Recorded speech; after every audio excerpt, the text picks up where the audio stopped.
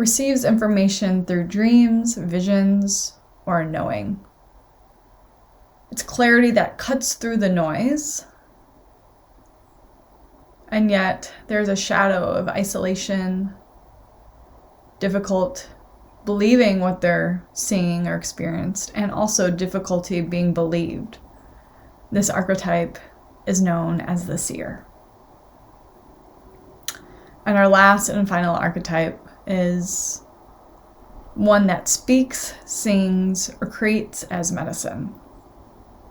They can move energy in the room that is brought on by the creative spirit, the muse.